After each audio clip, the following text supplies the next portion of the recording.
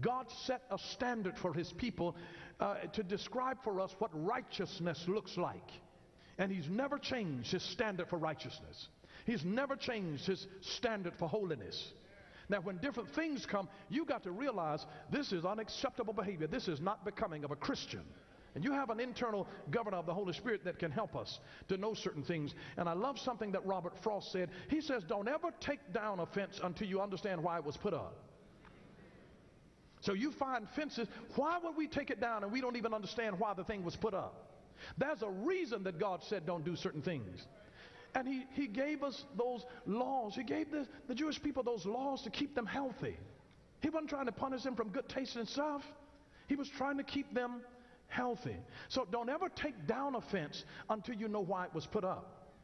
Because you may be, crossing over a fence or trying to take a fence down and not even understanding that there are some pit bulls back there. And then you get the fence down and then now you're running for your life. And then I want you to notice when God gives a command about something, if you disobey it, there's always a consequence. I want to show you the consequence of it. Deuteronomy chapter 27, verse 17.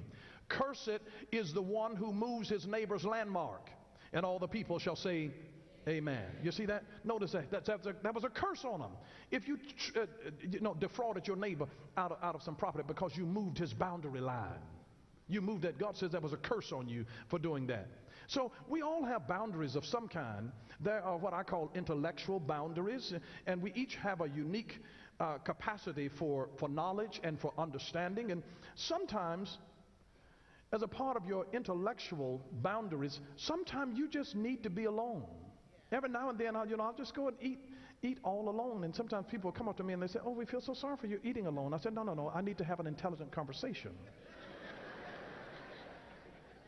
You need to be able to sometimes just spend time alone with your own intellectual thoughts. And see, I realize, there are intellectual boundaries. There are some times I've been into some circles and listening to some stuff, and I'm like, this is above my pay grade. And my mind is wandering. I've got ADD in that environment. Because it's beyond my intellectual border. You see, we don't know all things. All of us are limited in some areas. So in certain levels of knowledge and understanding, you'll be limited there. So you have to know what your intellectual boundaries are. You can expand them gradually if you have a desire, but we are limited according to certain things intellectually. Then there are physical boundaries. And we all know about this. Physical boundaries are, there's like maybe 3 feet around a person that we consider it to be our personal space. That's a physical boundary. That's why children aggravate each other sometimes. They'll be holding their finger just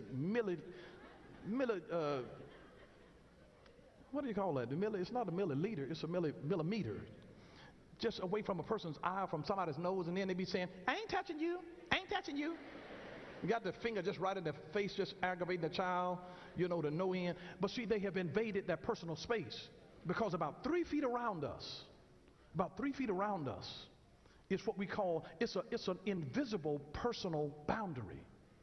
And that's why we don't like it when somebody, it's like, this woman, she got all up in my face.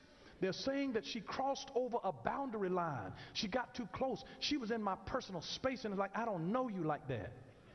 And I don't want to know you like that.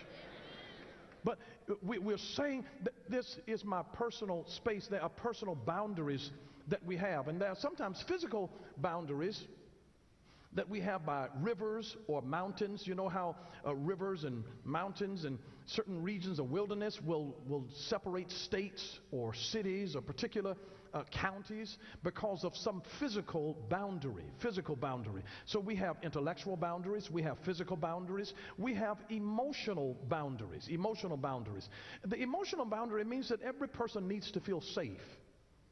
And every person needs to feel supported, and every person needs to feel respected in relationships. So emotional boundaries help us to maintain the space that is needed in order to process our own emotions. Have you ever been through something and people are trying to get in your business and ask, oh, what's wrong? You have to process it first before you can even talk about it.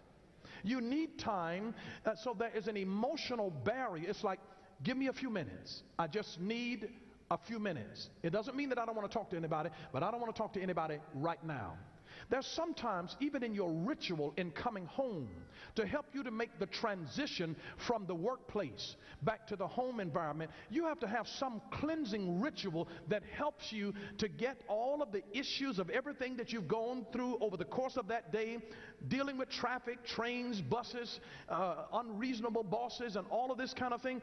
And now you're trying to transition into who you are at home, and you have to have a ritual. I don't care whether it's coming home and reading the mail or newspaper or whatever it is.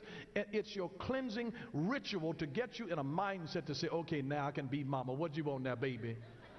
But give me a few minutes. And if you catch a person before they made that transition, you're liable to get snapped up.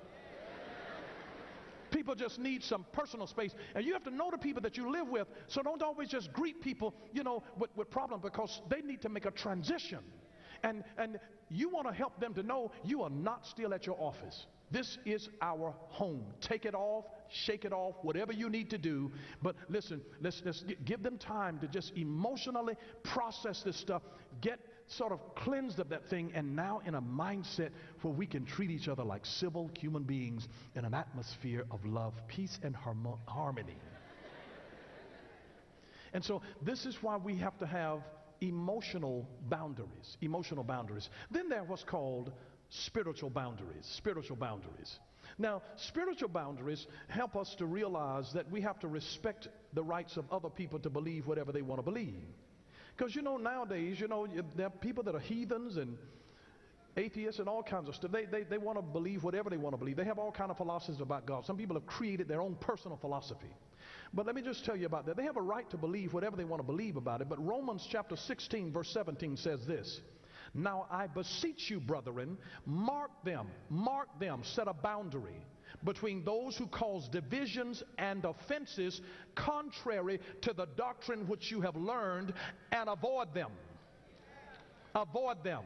This is for people particularly who call themselves Christians, but they live like the devil. He says, mark them and avoid them. Mark them and avoid them. Mark them and avoid them. You got to create a boundary. You have to create a boundary that this is not how we live. This is not how we live. And so they have the right to live however they want to live. But we have a right to impose a boundary and say, not in my space, because I don't want your compromise in my life. I don't want you to contaminate me with the way that you call yourself a Christian and you live any kind of way. I don't want to be around that, because compromise could seep into my life by seeing your example. So he says, mark them and avoid them, because these folks are living contrary to the doctrine that you know that you've learned that is solidly based on the Word of God.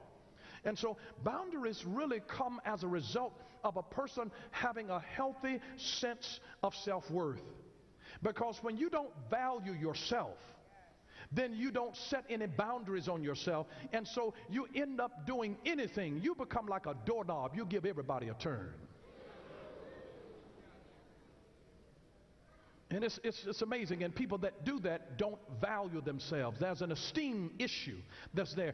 When you love yourself and respect yourself, you don't let other people disrespect you.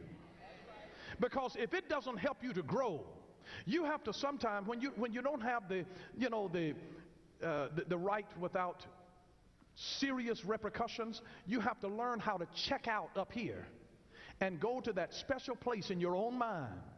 You have to just turn off, sign off when people are talking about you. And I'm just telling you, you have to be mature enough to know how to sign off so that you don't go ahead and give somebody a piece of your mind, then walk off and lose your job, not knowing what in the world you're going to do next. You have to close off and say, I know they're not talking to me. They are not talking to me. You have to go in, have this conversation, and go to that peaceful place. You have to go into the secret place.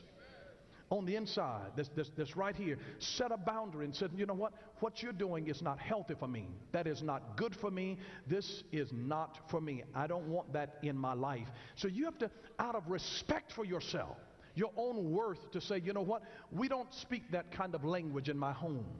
We don't use those kind of substances in my home. And let me just tell you this. I've discovered oftentimes that if it's not good for children, it's really not good for you. I mean, at the end of the day, just raising children imposes boundaries and disciplines in the lives of adults if you're going to be responsible and set good examples for your children. They impose discipline because you don't want your children picking up this, so you don't do it. And you don't want them talking this way, so you don't talk that way. So when you set the right example for your children, examples are always clear. Always clear. Always clear. So you have to take the time and make sure that you respect yourself. Respect yourself so that you set boundaries. But every person who has self-respect has self-imposed boundaries as to what they will tolerate and what they will not. And when you respect yourself, and a young lady goes out on a date and some man is disrespecting her, she said, this date is over. This date is over. Listen, carry your debit card so you can get home. I mean, you just, you know, but you have to impose boundaries on yourself that I'm not going to let anybody just treat me any kind of way. Set boundaries of yourself that I'm a child of God. And I don't roll this way. You might talk to other people like that. I'm not your being. I'm a queen. I'm a princess. You know, you have to, that rolls out of a self-respect that you set boundaries. You set boundaries. Listen, I would rather be by myself than to be disrespected and beat up and call somebody's, you know. And I know poor brothers that are broke down and taking whatever they can get, and they just, but it's an esteem issue. That's an esteem issue where you don't set boundaries. And so it allows you to tolerate abuse when you don't set boundaries for yourself. And so we have to learn how to set boundaries for ourselves that help us to divorce ourselves from situations that do not help us to grow. And your boundaries help you to be able to rejoice in your own personal uniqueness. May I say this to you, that boundaries help us to establish order, because you don't pray for order, you clarify the boundaries. Clarify the boundaries. You don't just pray for order, you clarify the boundaries. You have to clarify boundaries. If your house is out of order, you don't just pray that your house comes into order, you have to set boundaries. That if we're going to be able to get along peaceably together, these are the conditions. The only reason that you can have peace in a nation is because you have set boundaries to say you will respect your neighbor, you will not do this, you will do that. You're not going to come into this house any time of day or night, you're not going to do this. You have to set boundaries. Set boundaries. Wherever there's going to be order, you must clarify the boundaries. Clarify the boundaries. Because stress, hear me carefully, stress is always symptomatic of a disorganized life. Stress, it is symptomatic of a disorganized life. You're stressed out because things are in disarray. They're in different places all over the place. So stress is symptomatic of a disorganized life. A man by the name of David Chamedes from Los Angeles, he let trash gather up in his home for a solid year in his basement in bags and tied it up for a year. Can you imagine that? A whole year's worth of trash in garbage bags in your basement? I mean, the stench of that, I would have moved to another house. And when he realized how much trash that he was collecting, he began to change his trash consumption habits. For instance, he and his wife started buying all of their food in bulk and then putting that bulk stuff in containers. In containers. Again, a boundary. A container is a boundary. Do you know you wouldn't even be able to drink water? A glass is a boundary. You don't have anything to contain it, boundaries for it. It's all over the place. So in order to even have a decent meal, you got to have a boundary. You got to have a container. That's what a container. This man got containers, and he would buy his food in bulk and do it that way. And so he stopped using paper and plastic, and you know, they take the little cloth bags to the stores, and that's the way he got his stuff. And then he even took his organic waste and he minced it up and used it as compost in his yard. And so now, rather than 125 pounds of trash that the average American family creates in a month, he and his family of 4 create 2.5 pounds of trash. Because he established boundaries. This goes here, this goes there. He created boundaries, and order came to his life. And you know what that spoke to me? It spoke volumes about how much trash are we accumulating in our life. Toxic waste. Not only from relationships last year, But the year before last, and the year before that, and the year before, I mean, some people are walking around with 20 years worth of toxic relationship waste in their life. And they need to have boundaries to say, you know what? It's over with Paula and Susie and John and Joe. It's over. I've moved on from that. I am not carrying the accumulation of all of that toxic waste, the negative words that they spoke, how they made me feel. I release that stuff out of my life. What needs to be trashed in your life? What needs to be trashed? Some things need to be trashed. Some things need to be donated. The only reason I say donated is because one man's trash is another man's treasure. Sometimes, the trash, it just wasn't good for you, but it'll be a blessing to somebody else. Isn't it amazing how sometimes the incompatibility, you can be with somebody and that relationship didn't work out for you, but it works out. It's a wonderful thing for someone else because they have the grace to deal with it and you didn't. It's just amazing. It's absolutely amazing. But you see, this thing is about bringing your life into alignment. Say alignment. Alignment deals with principles, process, and people. Principles, process, and people. These are the three things that you really want aligned in your life. Principles, process, people. Principles, process, people. But alignment cannot happen without clarity. It cannot happen without clarity. Clarity cannot happen without understanding the what and the why. The what is about the meaning, the why is about the intent. You cannot have clarity without understanding the what and the why. Because clarity, when you are clear about something, when you are really clear, see, my personal vision for my own life is in 4 areas, and I'm very clear about it. So there are times that I get invited to come and speak, and they're not in any one of the 4 areas that I'm called to. And so I have clarity about that. Clarity helps you to say yes quickly.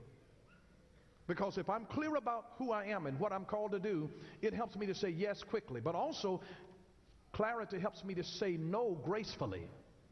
Because that's not a part of my call. That is not my focus. That's not my assignment. Because I have clarity in who I am. You don't go through every open door. You have to have clarity, clarity, clarity, clarity. When you don't know where you're going, any road will take you there. But when you have clarity, you can't go through everything. You can't say yes to everything, and you don't want to say no to everything, and you don't know how to do that unless you have clarity. Clarity helps you to gain confidence when you have clear on who God has called you to be. Clarity helps you to lay a foundation for longevity in your life. And clarity helps you to mitigate politics. When you're very clear about who you are, about the what and the why. You're very, very clear. How do you gain clarity and alignment? You've got to ask questions. You don't get answers unless you ask questions. You have to ask, who am I really? Who am I? Because everything that flows out of your life flows out of the essence of who you are.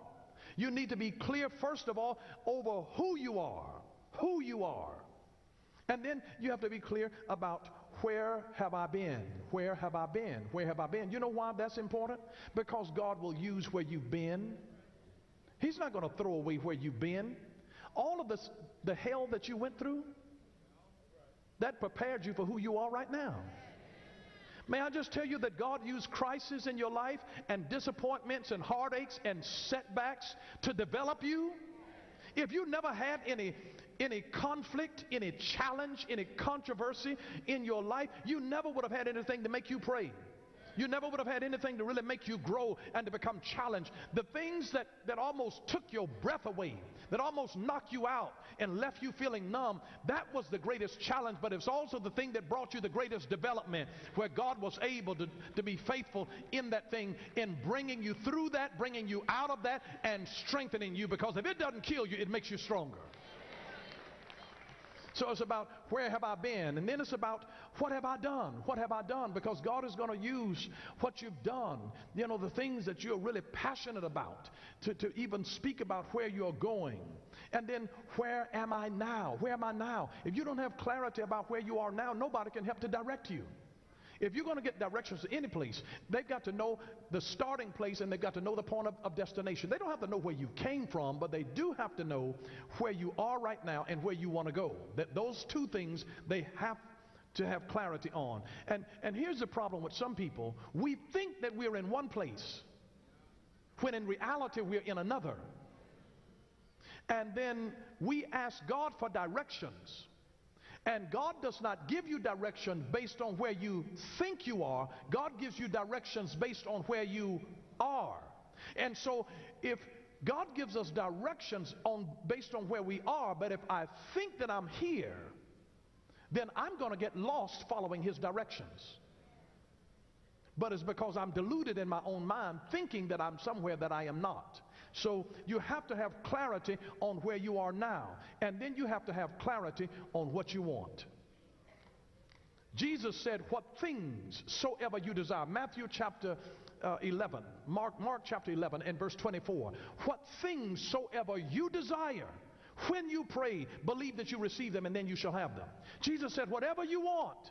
And then there are people that pray, well, Lord, whatever you want for me, Jesus. No. Jesus said, what things soever you desire, whatever you desire, when you pray, believe you receive them, and then you'll have them. You'll be surprised how many people walking around every day that really don't know what they want. They don't even know what they want to eat today. They don't know whether they want chicken or fish or steak or pizza. They don't know with clarity. But I go places and they ask me this, Bishop Bronner, what is it, I said, yeah, I would like some seafood. You have a seafood restaurant here? Yeah, do you have? And the other times I said, I want a steak restaurant. You got a good steak place. A good steak place. I have clarity. I have clarity. Now, one thing about it, I may be wrong, but I'm not in doubt. So there's going to be clarity. There is going to be clarity.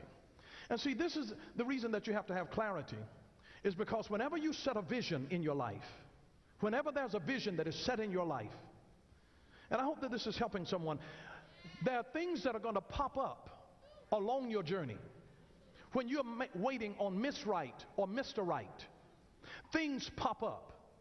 And you need to ask yourself the question, when something pops up on your journey, do I need to use Miracle Grow on this, or do I need to use Roundup on it?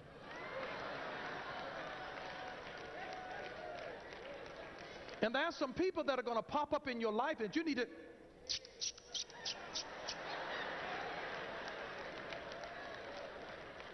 you have to round some people up. You have to... And then there's some others, you realize that this is a gift from God. This came from God. I need to put Miracle Grow on this. I need to nurture this. I need to be compassionate, attentive to this particular thing. I need to communicate with it. I need to nurture this thing. You got to know what to put Miracle Grow on and what to put Roundup on when you see things that pop up in your life. And when I have clarity because of boundaries that I have set in my life, I know what to do with what. I understand whether this is a weed or whether this is a plant that's going to feed. And oftentimes the weed mimics the thing that will feed. That's why the Bible says, let the wheat grow up with the tares. Because tares look just like wheat, but they don't have any weight to them.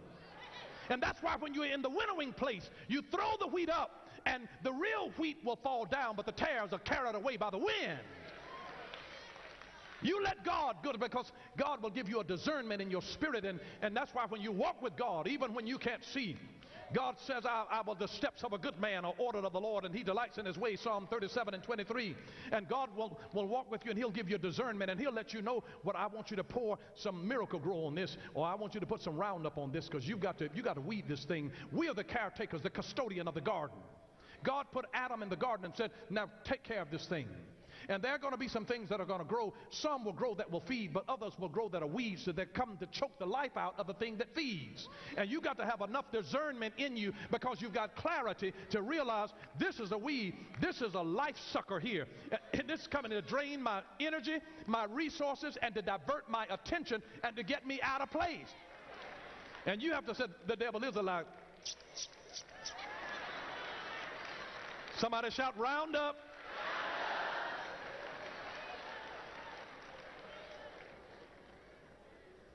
But it's amazing, it's absolutely amazing how you would discover that before we cross the line, we blur the lines and you lose clarity. But set boundaries, because I'm just telling you what God has for you this year. If you don't set some boundaries, Because you can't do everything and you can't go every place. You got to set boundaries for your life to say, this is the only place that I can go. And it's like, God, I want to be able to come in a place where I can come to you. I need you, God. I need you in my life. I need you now. I need you now.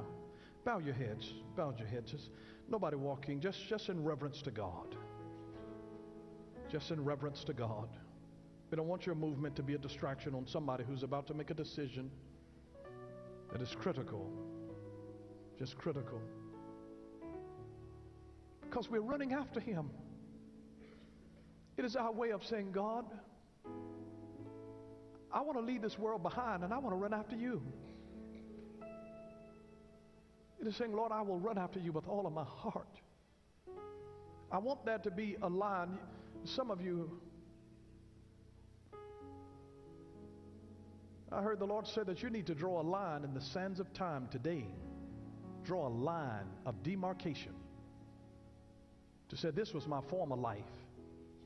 Living like a fool, aggrandizing my own flesh, and I'm drawing a line in the sands of time today, and I'm stepping over that line and saying that I'm going after Jesus. Thank you for watching Power for Living with Bishop Dale C. Bronner. Join us again next time for Power for Living, where revelation is power. Power.